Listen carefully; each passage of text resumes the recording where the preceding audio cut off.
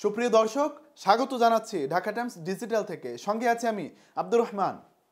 তারেক রহমানের মামলা বাতিলের বিরুদ্ধে রাষ্ট্রপক্ষের আপিল কিসের ইঙ্গিত? অন্তর্বর্তীকালীন সরকারের সাথে বিএনপির মতবিরোধ কি দ্বন্দ্ব সংঘাতের দিকে এগিয়ে যাচ্ছে? এমন প্রশ্ন দেখা দিয়েছে বিএনপির ভারপ্রাপ্ত চেয়ারম্যান তারেক রহমানের 4টি মামলা বাতিলের হাইকোর্টের আদেশের বিরুদ্ধে রাষ্ট্রপক্ষের আপিলের সিদ্ধান্তের কারণে। তারেক রহমানের বিরুদ্ধে চাঁদাবাজির এই 4টি মামলা হয়েছিল 2007 সালে সেনা সমর্থিত তত্ত্বাবধায়ক সরকারের আমলে। বিগত আওয়ামী লীগ সরকারের আমলে এসব মামলা নিম্ন আদালতে চলমান ছিল। তারেক রহমানের পক্ষ থেকে এসব মামলা বাতিলের জন্য হাইকোর্টে আবেদন করা হয়। গত 5ই আগস্ট আওয়ামী লীগ সরকারের পতনের পর হাইকোর্ট মামলা 4টি বাতিলের আদেশ দেয়। নতুন বছরের 4 জানুয়ারি শনিবার এসব মামলা বাতিলের আদেশের বিরুদ্ধে লিভ টু আপিলের আবেদন করেছে রাষ্ট্রপক্ষ। এতে মামলা বাতিলে হাইকোর্টের আদেশ সঠিক হয়নি বলে উল্লেখ করা হয়েছে।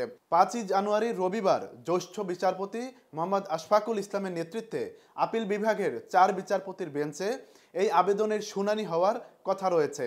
আওয়ামী লীগ সরকারের পতনের পর 6 মাস পেরিয়ে গেলেও এখন পর্যন্ত বিএনপির ভারপ্রাপ্ত চেয়ারম্যান তারেক রহমান দেশে ফেরেননি।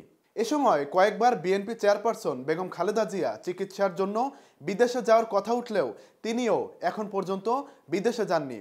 এমন প্রেক্ষাপটেই মাঝে একবার রাজনীতি থেকে -2 নিয়ে জল্পনা শুরু হয়।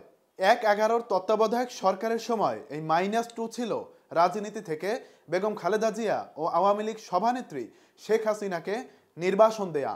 আর 5ই আগস্টে শেখ হাসিনার দেশ ত্যাগের পরবর্তী সময়ে এই -2 হয়ে ওঠে বেগম খালেদা জিয়া ও তারেক রহমানকে রাজনীতি থেকে নিষ্ক্রিয় করে দেয়া। বলা বলি হচ্ছিল একজনকে চিকিৎসার নামে বিদেশে পাঠিয়ে আর ফিরতে দেওয়া হবে না, অন্যজনকে তার মামলা ঝুলিয়ে রেখে দেশে ফিরতে দেওয়া হবে না।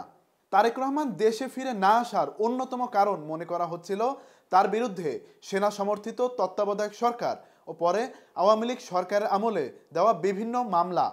2004 সালে আওয়ামী লীগ সভানেত্রী শেখ হাসিনার উপর গ্রেনেড হামলার মামলায় তারেক রহমানকে নিম্ন আদালত সাজাও দেয়।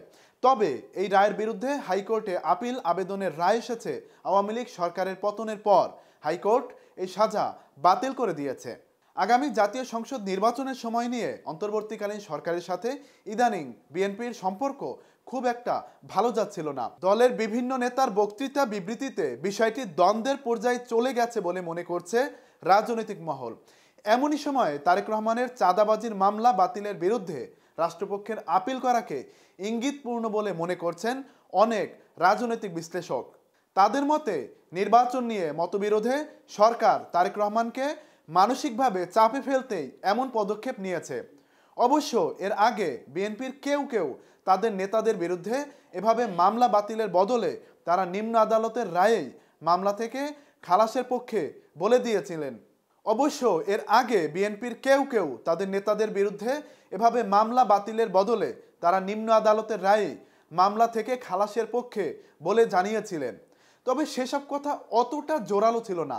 চাঁদাবাজির মামলা বাতিলে হাইকোর্টের আদেশের বিরুদ্ধে রাষ্ট্রপক্ষের আপিল সেই উদ্দেশ্য করা হলেও এভাবে মামলা থেকে খালাস পাওয়া বেশ খানিকটা সময় সাপেক্ষ বলেও মনে করেন আইনজীবীরা। তাই যেভাবেই হোক রাষ্ট্রপক্ষের এই আপিলকে তারেক রহমানের বিরুদ্ধে মামলা আরও কিছুদিন ঝুলিয়ে রাখার কৌশল বলে সন্দেহ করছে রাজনৈতিক মহল। আপিল বিভাগের 4 বিচারপতির বেঞ্চ শুনানি শেষে এই আপিল আবেদন গ্রহণ করে কিনা তা দেখার আগে রাজনৈতিক মহলের এই সন্দেহ দূর করার কোনো উপায় নেই।